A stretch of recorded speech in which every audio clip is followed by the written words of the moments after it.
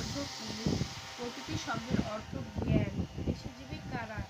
যারা কৃষিকাজ বা পশুপালনের মাধ্যমে জীবিকা নির্বাহ করেন তারাই কৃষিজীবী।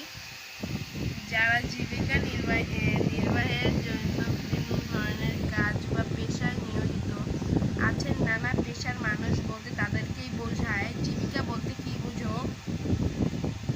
জীবিকা বলতে মূলত সেই সব কর্মকাণ্ডকে বোঝানো যা একজন ব্যক্তি অন্ন, বস্ত্র, বাসস্থান এবং অন্যান্য মৌলিক চাহিদা পূরণে সহায়তা করে। একটি আদর্শ গ্রাম হবে স্বয়ংসম্পূর্ণ, শান্তিময়, যেখানে শিক্ষা, স্বাস্থ্যসেবা ও অর্থনৈতিক উন্নয়নের সুযোগ সকলের জন্য সমানভাবে বিদ্যমান থাকবে। গ্রামটি প্রাকৃতিকভাবে সৌন্দর্যময় হবে। পরিষ্কার পরিচ্ছন্ন পরিবেশ থাকবে এবং উন্নত অবকাঠামো থাকবে। গ্রামবাসী একে অপরের প্রতি বন্ধুত্বপূর্ণ ও সহযোগিতাপূর্ণ মনোভাব পোষণ করবে।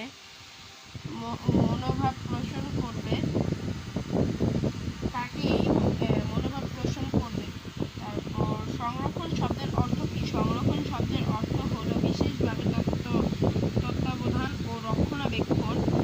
লোকশিল্প বলতে কি বোঝায়? বিভিন্ন শ্রেণী পেশার মানুষ নিজেদের ঘরে বসে সাধারণ যন্ত্রপাতি দিয়ে দেশি কাঁচামাল ব্যবহার করে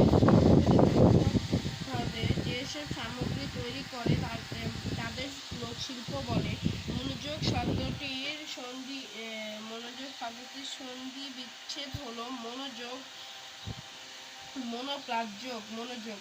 লোকশিল্প সংরক্ষণের সম্প্রসারণে আমাদের দুটি করণীয় হলো: এক গ্রামের হাজার হাজার নারী পুরুষ সুপরিকল্পিতভাবে উপায়ে প্রশিক্ষণ দেওয়ার। দুই, সুরুচিপূর্ণ লোকশিল্প সামগ্রী তৈরির মাধ্যমে বাজারজাতকরণ ব্যবস্থা গ্রহণ করা।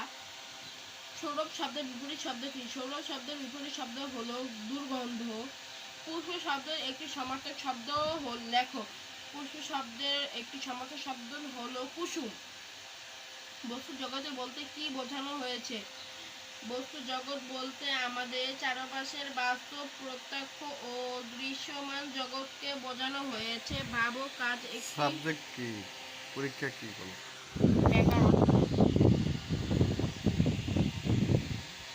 ব্যাকরণ।